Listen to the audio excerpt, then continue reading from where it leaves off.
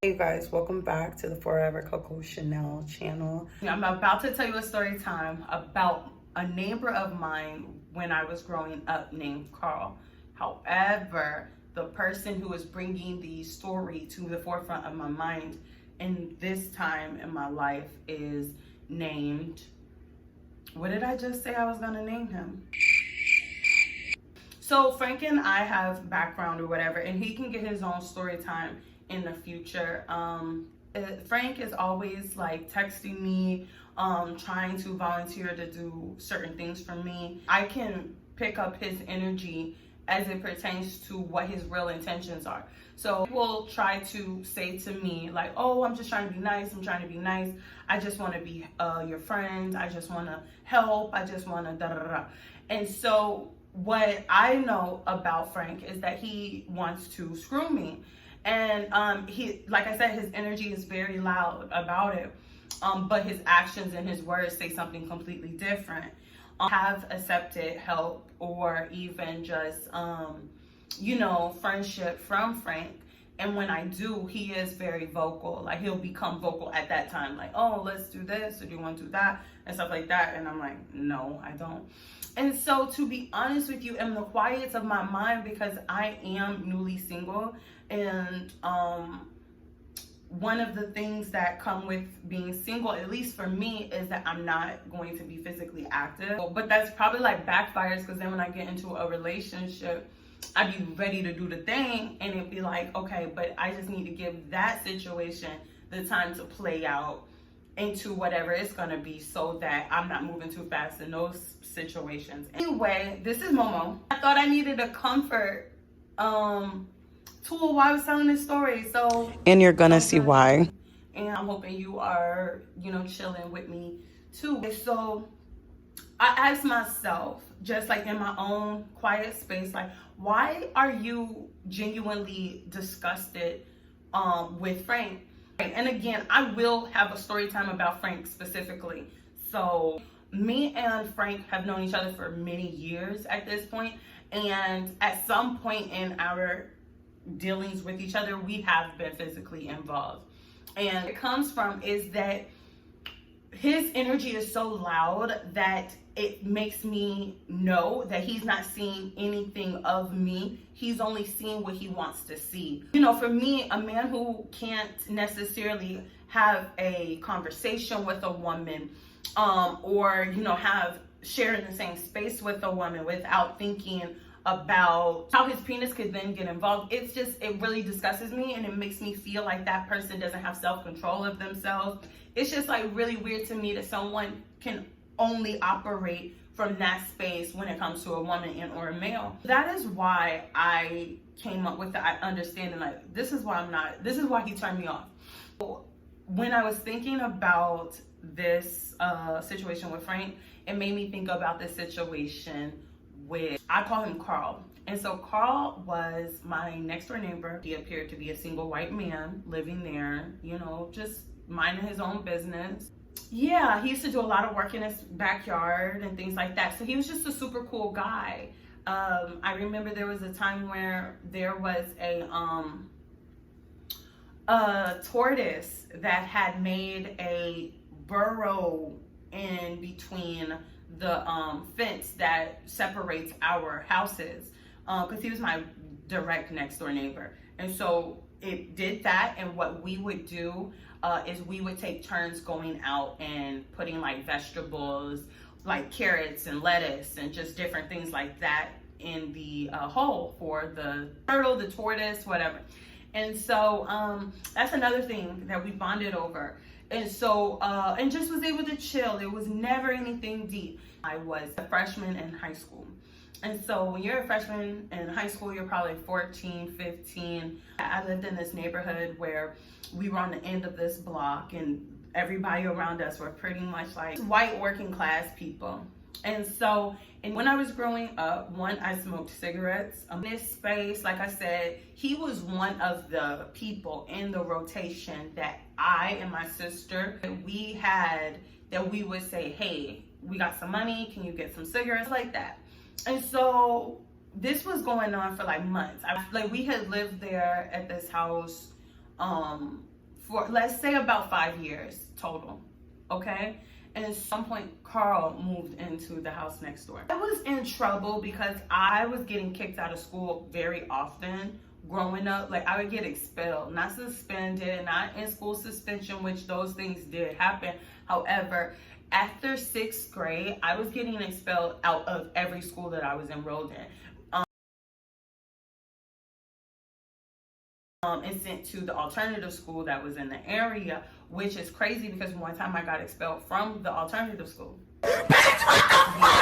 And so what happened was I was in trouble at home because I got expelled for fighting, and I would stay out of the house or stay away from the house when my mom was home during the day because I just didn't want to deal with whatever it would come with of being around her. I love my mom very much, but she just was not the best person as it pertains to like conflict resolution. You know, I'm not saying that I was expelled for any good reason. However, in my defense, I had let her know what was going on, and at whatever point the fight happened, it was already brewing. And she wasn't the parent who would take you over to the person's house and, you know, fight in their grass. Like, I do feel like I remember my mom was about to send me away to Michigan.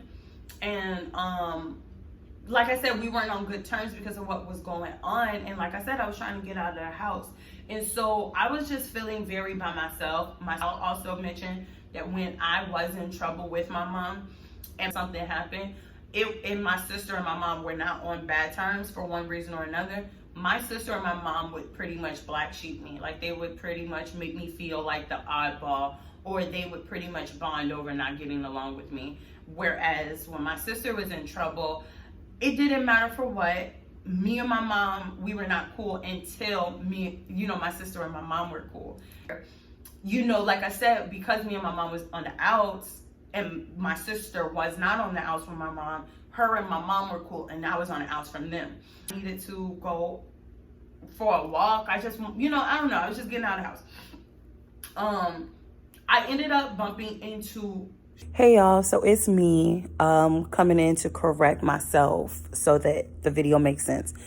At some point, I forgot that I was calling my neighbor Carl, and I started to call him Charles. So from this point on, I am going to be calling him Charles, but it is the same person as quote unquote Carl. Charles outside of his house. And if I'm not mistaken, Charles was already drinking.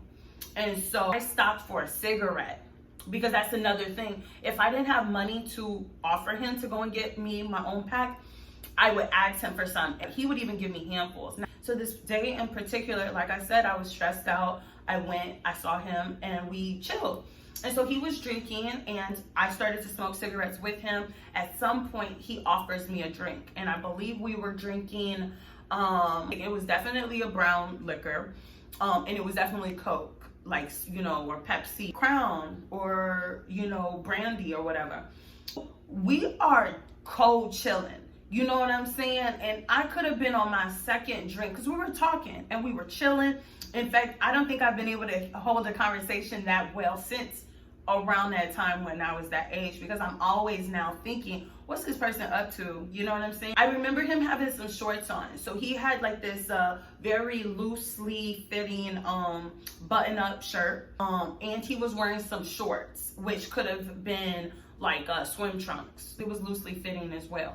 And so we're chilling, we're talking, and I could have been like 2 drinks in. I remember being fucked up, but I remember also being so close to home that it didn't really bother me that I was that tore up. Like, it didn't worry me. I wasn't on guard, and I was not uncomfortable because I had known Charles all this time. Okay, maybe I lost eye contact with him at some point from just being in a daze of being, intoxicated, inebriated, drunk. Oh my God. Oh my God. Because again, we were next door neighbors. My house was here, his house was here. And so I was sitting in this chair, he was sitting in this chair, and I'm able to look at my house behind him. And I'm just chilling and whatever. So at some point I lose eye contact with him and just like glare off. But before I came back, I remember seeing him like moving. You know what I'm saying? Like, I do think that he went to being quiet, or maybe he was talking. I'm sorry, I don't remember the details fully. But at some point, I remember watching, like looking at him and not looking at him directly. It was more so a mind's eye, and or I disassociated, to be honest with you, because the situation got so uncomfortable. Because once I started paying attention to Charles, I noticed that he had pulled his penis out through one of the legs of his shorts, and he had began to massage himself. Hell no, man. What the fuck, man? And so I do remember like sitting there and being stunned for like quite some time. To be honest, like I said, I was extremely intoxicated and I was disassociating, because I remember like growing up, I used to get secondhand embarrassment. Please, you wore a jean vest. For a lot of people, like if they're singing in public or they're like singing and looking at me in my eyes, like in order not to make those people feel bad about themselves or whatever, I would pretty much just like shrink myself so that I did not express to them like you look like a fucking idiot. Like I would just, you know, kind of, like I said, disassociate in order to not make the situation awkward even more than it already was. I don't know. I know he didn't finish. Like that would have been the worst.